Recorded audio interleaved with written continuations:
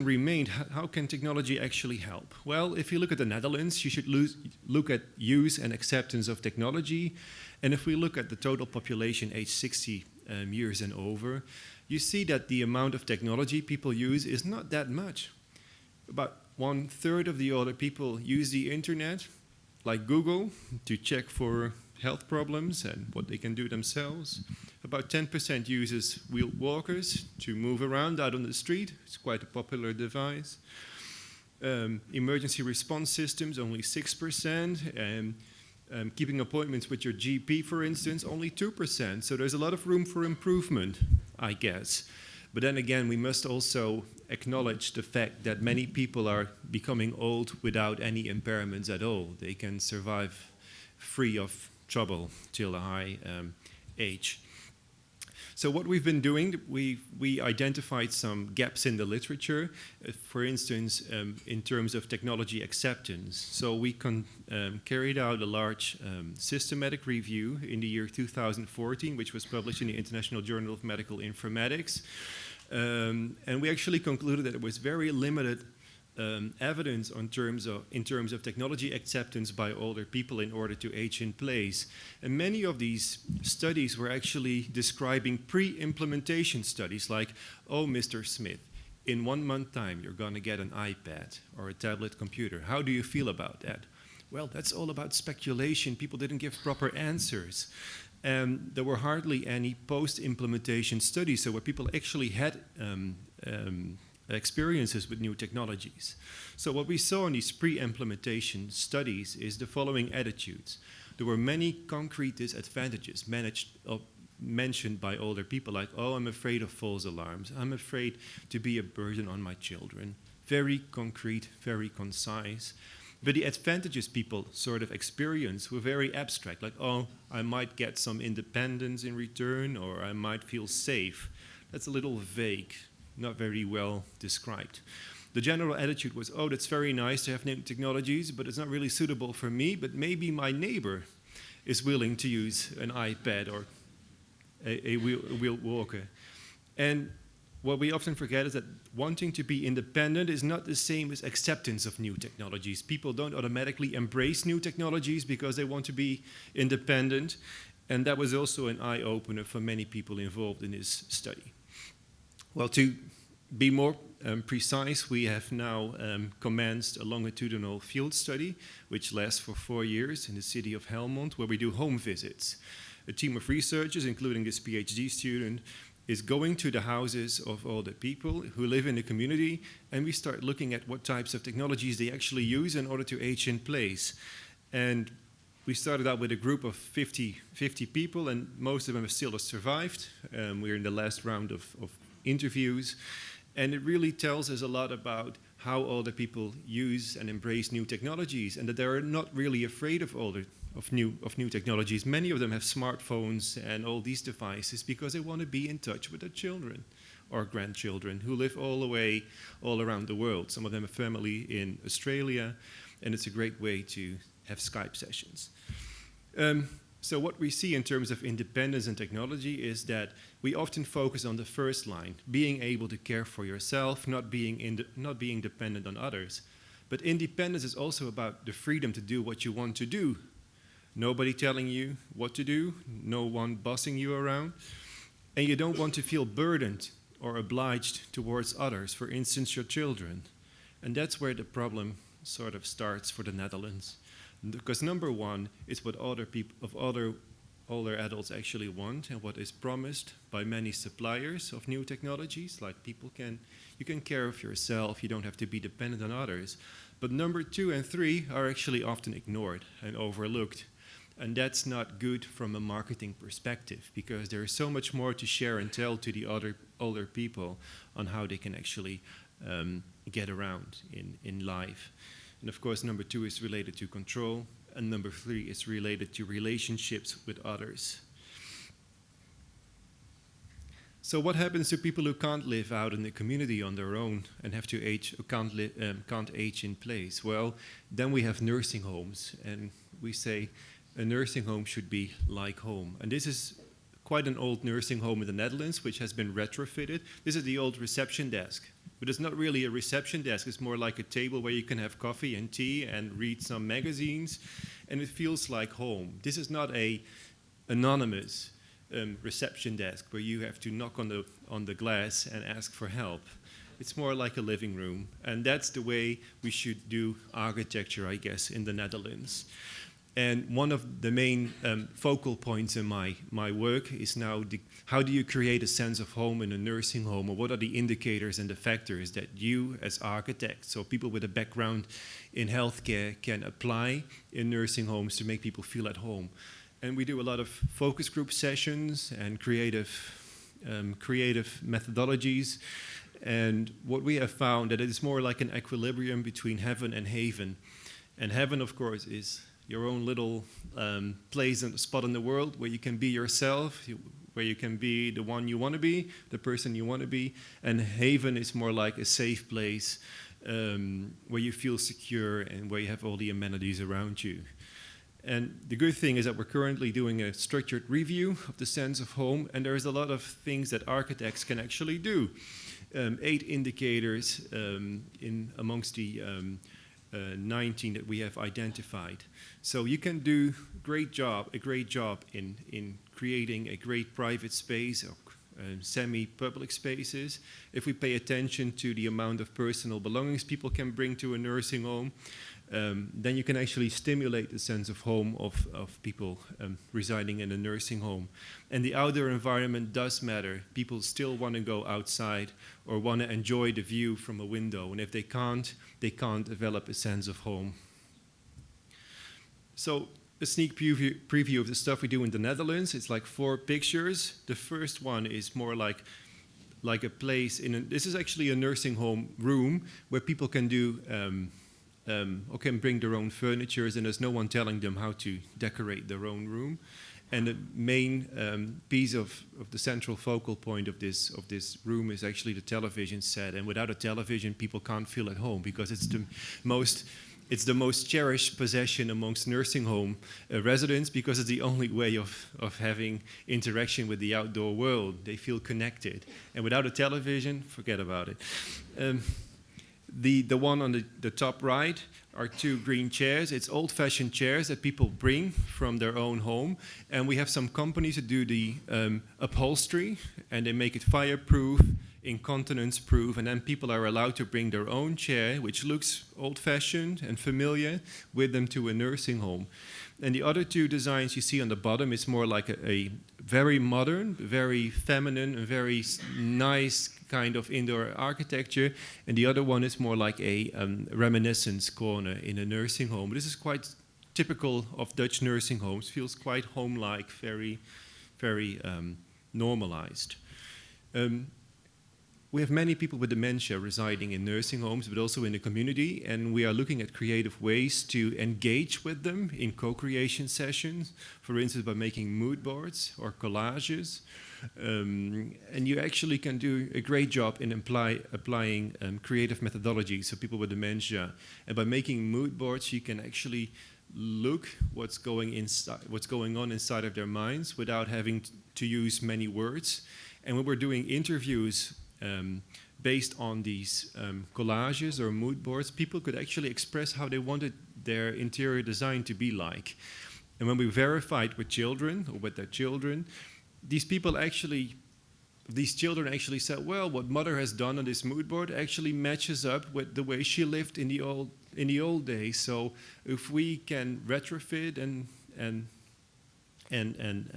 make this room look like the way she's done the mood board, she would probably feel at home. That brings me to the last slides about design research. We try to involve older people, and I think we should involve older people in our curriculums, in educational programs, and in co-design sessions. And this is one of the images from my own educational programs. Looks a bit like Carnival, or a bit like Halloween, maybe. But it's about how to create more stimulating environments. And this older person who actually works for our group wanted to have an aquarium. So that's what the students sort of put together. But more seriously, we also have older people in our classes as coaches, as life coaches, and they share experiences with students, and students, of course, teach them how to use computers for internet banking, so there's mutual exchange going on, and it's quite enriching, and of course, it's free labor for the university because they work as volunteers. But we also have students who actually work inside healthcare organizations, and we call those healthcare organizations our living labs. And this is, for instance, a occupational therapy student who was interviewing older people how they wanted to sit during the day. So she did a chair and seating research, and she was actually, it was actually an item on the television. That was good. So we actually have a classroom inside a nursing home. And there we do co-creation. For instance, when you have trouble opening doors, accessibility, and you don't have the money for automated doors, which cost about 3,000 euros per piece in the Netherlands, we try to come up with a simple solution. So we have a door handle, which is more like a train or a snake, which can be operated manually from a wheelchair. So we get a problem from society, from a nursing home. We bring in our students, we work together with the real estate people, with the occupational therapists, with the people who live in the nursing home. We start a co-creation project, and then we get this door handle, which can be manually operated, which costs only 20 euros. That's better than 3,000 euros. So you see it comes down by a factor 150. Which is actually quite good, and it's now being taken into production. And this is another one, an interactive water pump. It was a real pump, feels like a real pump, and if you start pumping, it's for people with dementia, then the flowers come up out of the water, of the flower pot. And if you stop pumping, then there is no more water, so to say, so the flowers go back into the pot. And it was developed for a Schakelring nursing home organization. It was also done in co-creation with older people. And that's the kind of research I like to do in combination with a healthcare organization or with companies. And the way I do it, we have this nursing home in the Netherlands, which is only 100 occupants. And we actually build a living lab there with 20 companies inside a real nursing home with real people, real staff, real relatives, and they all work together in developing new technologies, new architectural concepts together with students. So we have a lot of mutual exchange, and in the end, I have great projects for my students. The companies are happy with the input they get from real end users, and the end users themselves are engaging in real nice design activities, and they feel cherished, they feel acknowledged by society. So it's a win-win-win-win-win situation for all people. And I think that might be something to try and explore in Hong Kong as well, because you're quite an innovative type of nation. And I really think that this is the way we should move forward, because it's so rewarding. I think that brings me to my last slide. That was me last year in China. If there are any questions, I'm happy to help you out during the coffee break, I guess, given the time that we have left. Thank you.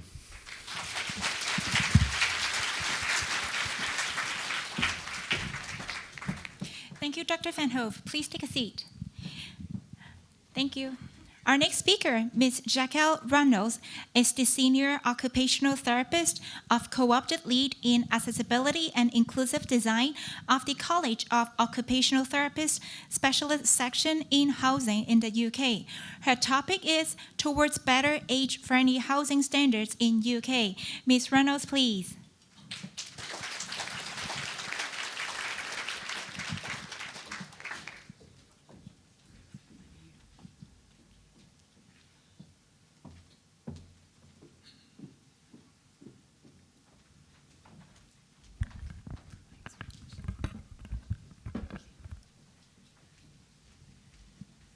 Thank you.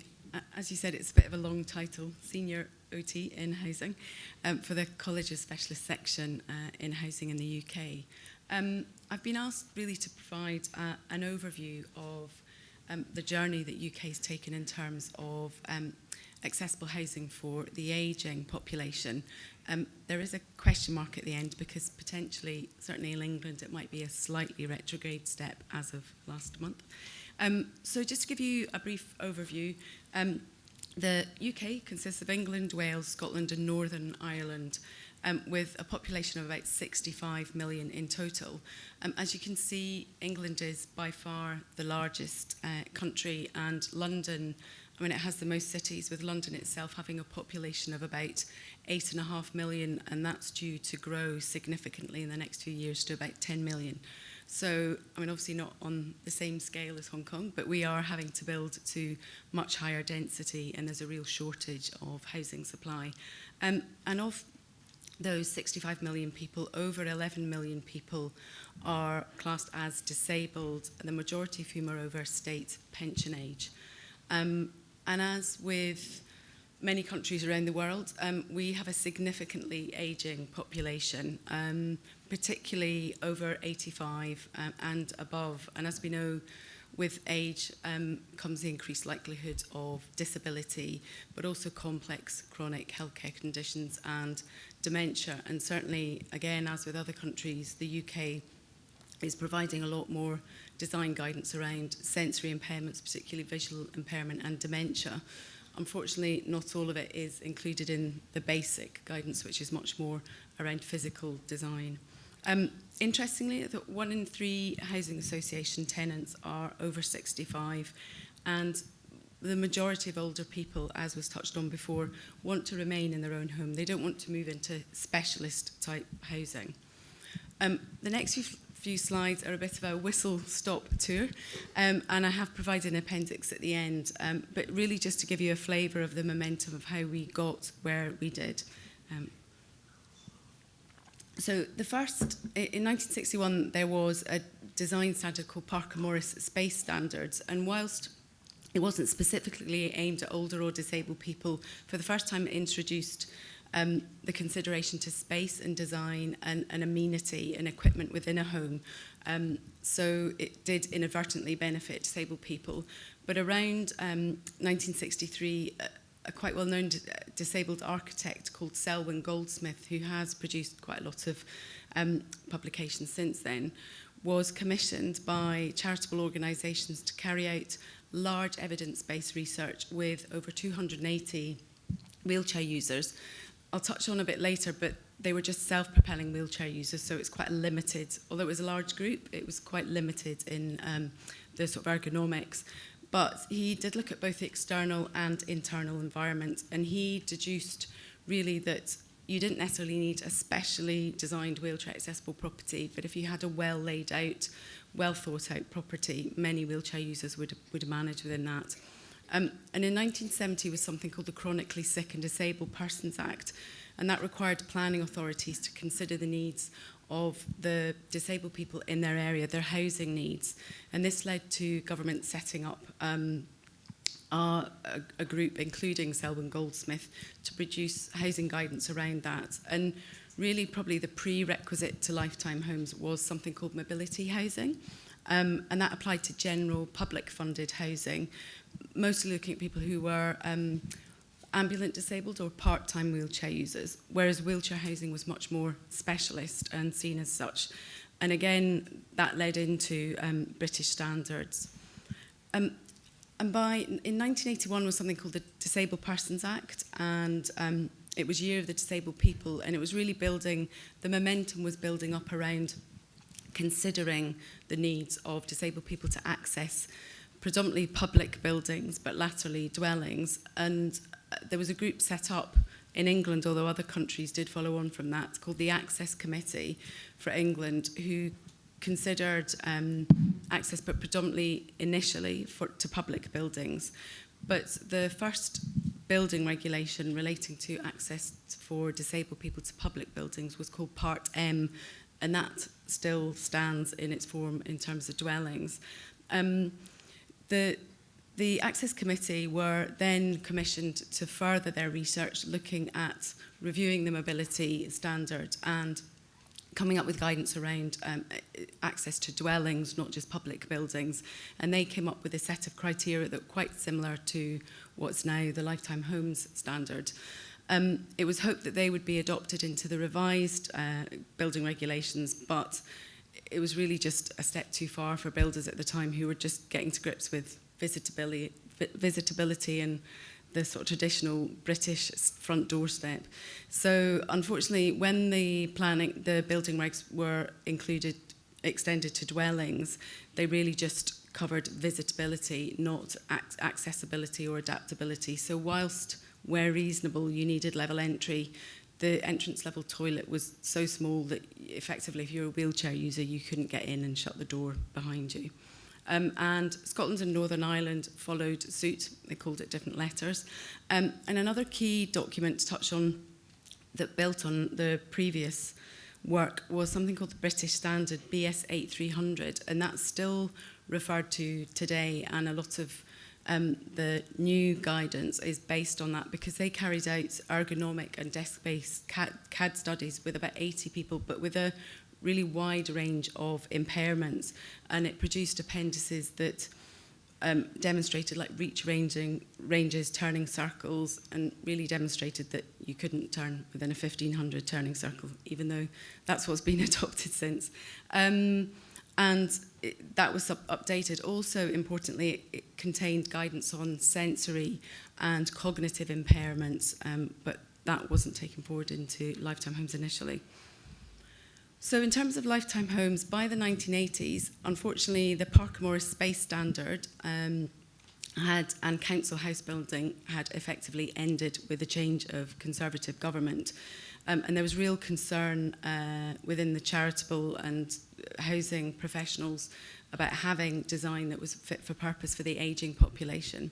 So the Helen Hamlin Trust and Habinteg Housing Association set up a task group, and they called it the Lifetime Homes Group, who came up with a publicity brochure with 16 design criteria, and that was eventually taken forward by an organisation called the Joseph Rowntree Foundation. But critically, along with the 16 design criteria, they published evidence-based research that had looked at user feedback, cost-benefit analysis, how to design it in different house typologies. So it was really underpinned. They tried to underpin it with robust evidence base.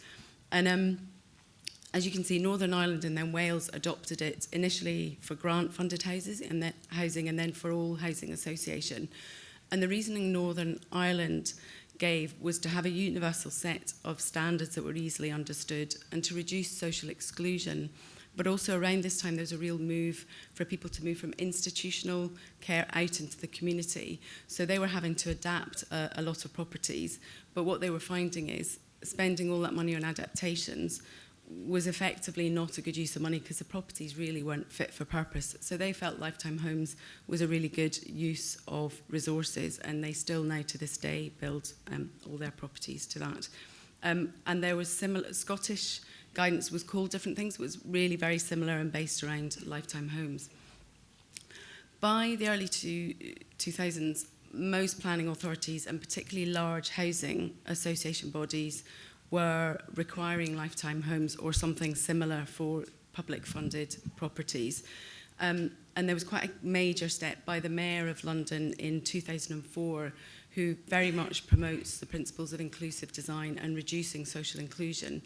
And he introduced the London Plan, which is a spatial planning policy and supplementary planning guidance, asking that 100% of all new build, so that's public and private housing, be built to Lifetime Homes and 10% to wheelchair housing. And that has applied up until this year. I'll explain a bit later. The draft design and the updating of Lifetime Homes I'm also going to touch on in a minute. So Lifetime Homes really adopts the principles of inclusive design, which are very similar to those of universal design, which you call it, I think. And they really adopt basic criteria. It's about accessibility and adaptability to meet the needs of an ageing population. So not just visitability, so they go that bit further. And whilst they weren't designed specifically for wheelchair users, some wheelchair users can live quite happily in lifetime homes. So in 2008, the English government produced a document called Lifetime Homes, Lifetime Neighbourhoods, our strategy for housing and ageing society. And in that, they introduced the idea that all social housing would be built to lifetime homes by 2011, and all public and private housing by 2013. So there's a real shift towards designing lifetime homes across the board throughout tenure. And by then, London had produced case studies about how to provide lifetime homes within higher density. Again, as I said, it's not quite the same as Hong Kong, but it was flatted developments and issues around concrete floors and communal access. So they realised that there was a real need to update the old guidance, which was really based on a sort of single dwelling. So another task group was set up with a range of house builders, architects, access professionals, occupational therapists. And just to give you an idea, I mean, in Britain, we are still building a lot of houses more out of the cities. And in London, sort of 3- and 4-storey houses, but also the slide at the bottom right, we call them maisonettes. There, you might have up to 3, possibly 4 stories, and then flats above. So there's still that idea of it feels like a house with a lift inside. And again, we're building to higher density. The slide on the right has undercroft parking with a garden above, and it's several hundred units. Again, not as high as Hong Kong, though. So the revised criteria now looked at, there was still 16 criteria, but it was opened out to look at even the potential of providing lifetime homes in car-free developments and addressing issues such as basement parking, communal access, which again hadn't been covered before, and trying to eliminate, which really wasn't necessary in a bid to increase sort of practicability for house builders. The slides here, that just gives you an idea. We do still have some developments with on-street parking, but obviously that's of a premium. Basement parking, so again, it was looking at drop-off points from lift cores. You didn't necessarily have to be able to park within, as long as you could get near the lift, and considerations about decent circulation space at communal routes. Another requirement was you could now have stair winders, not straight or dogleg stairs. But from an adaptations point of view, a stair lift costs 3 times the amount of money for a winding stair. And just to show you, when I talk about 3-floor lifts, that's really a 2-storey. If you go above, you need an actual lift and lift shaft, so there needs to be much more consideration from the outset. And the bottom left is the potential for an accessible shower loo on the entrance level. Part M is much narrower, which is the basic building regulations, or sometimes what happens is you might have a cupboard and you'll knock through next to that. And another real issue that had been brought up by builders was being able to provide level access shower with no lip in a concrete floor without affecting the acoustic performance or services below, but it is achieved much more, and there are many more products, certainly in the UK, coming on board, like preformed trays that you can cut out with much shallower shower gullies. So, as I said, it is achievable. The benefits, as I touched on before, there was a lot of research really that went on from the sort of mid-late 90s up to date, and Northern Ireland, because they've been building for quite a long time, have carried out cost comparisons, and there really are a wide range of benefits. I've tried to compare them to Hong Kong, but really I doubt the costs are comparable given the different house typologies, but the principles are still the same in that really with minimal extra expenditure, you can recoup the costs in a short term, so consideration to the life cycle of the property. And issues around sort of reduced need for temporary residential care, safe discharge, quicker discharge, and things like quality of life. People, you know, if you can get a shower, you want to go out more and interact. And there was an interesting study done by the Health and Safety Executive a couple of years ago that really evidenced cost savings to the health service I mean, obviously part of the issue is for house builders, a lifetime home is a bit of an anathema, but when you have the evidence there, it's quite hard to argue with it. And also there's been a lot of work, particularly in London, done on higher density and achieving lifetime homes. And the important thing really is if you look at it from the outset at planning stage, so look at the lift and stair cores, generally it is achievable at minimal extra space. So user feedback is generally very positive about lifetime homes, and in fact some of the people interviewed weren't even aware that they were in a lifetime homes, and when it was pointed out to them they felt the features were of great benefit. And in fact a couple of studies indicated that people would actually be willing to pay a bit more in rent or purchase price, and that money would soon be recouped in other cost savings. The only sort of negatives were things like child safety, so lower window locks, the window handles in the living room, and socket covers. So industry, as I said before, really lifetime is a bit of an anathema to a house builder, but often when everybody got round the table, it was just a lack of understanding, and also they thought what they had to provide was much more onerous, and it could be included if it was included from the outset, then it would incur minimal cost. And when they were made aware of aspects like the ageing population and marketability particularly, and safety, they felt that could be a positive marketing tool. And just to have one consistent set of standards that people understood, they felt was helpful too. And I mentioned about the draft development. When lifetime homes was being proposed by the government for England and Wales for all house building, they felt that the 210 lifetime homes needed to be streamlined again, but also additional guidance given. But also the British standard was no longer going to apply to housing, only public buildings. So there was a draft document which was eventually published in 2013 as a building standard.